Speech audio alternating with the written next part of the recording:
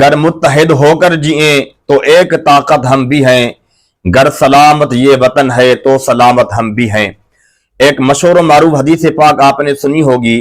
کہ وطن کی محبت ایمان ہے۔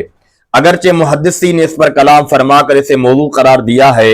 اس کے باوجود بھی حضور علیہ الصلوۃ والسلام کے دیگر عمل سے وطن کی محبت ثابت ہو رہی ہے۔ ترمذی شریف کی حدیث ہے کہ جب نبی علیہ الصلوۃ والسلام مکہ المکرمہ سے ہجرت کر کے مدینہ طیبہ کو تشریف لے کے جا رہے تھے تو اللہ کے نبی مکہ المکرمہ کو مخاطب ہوتے ہیں اور آپ علیہ الصلوۃ والسلام ارشاد فرماتے ہیں کہ ایک مکہ تو کتنا حسین و جمیل ہے، ایک مکہ تو کتنا خوبصورت ہے، اے مکہ تجھ سے مجھ محمد کو کتنی محبت ہے، اگر میرے قوم والے مجھے نکالنے پر مجبور نہ کرتے، اے مکہ میں تجھے چھوڑ کر کبھی بھی کہیں اور نہ جاتا۔ اور جب نبی علیہ الصلوۃ والسلام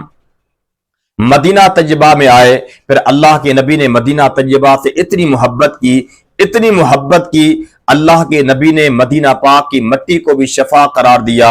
اور جب نبی علیہ الصلوۃ والسلام مدینہ طیبہ سے باہر کہیں تشریف لے کر جاتے، واپسی پر جب اللہ کے نبی مدینہ طیبہ کے قریب پہنچتے تو اپنی سواری کو تیز فرما لیتے۔ تو ان دونوں احادیث مبارکہ سے ہمیں یہ معلوم ہو رہا ہے کہ نبی علیہ الصلوۃ والسلام جب مکہ میں تھے تو مکہ سے محبت کی، جب مدینہ طیبہ میں آئے تو مدینہ طیبہ سے محبت کی۔ تو اللہ کے نبی کے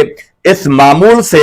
ہمیں یہ سبق ملتا ہے کہ وطن سے محبت کیجئے۔ اے پاکستانیوں، اللہ تبارک و تعالیٰ نے ہمیں ایک عظیم وطن، عزیز ملک پاکستان عطا فرمایا ہے۔ اس عظیم وطن سے ہم دل و جان سے محبت کریں، اس لیے کہ گر متحد ہو کر جئیں تو ایک طاقت ہم بھی ہیں، گر سلامت یہ وطن ہے تو سلامت ہم بھی ہیں۔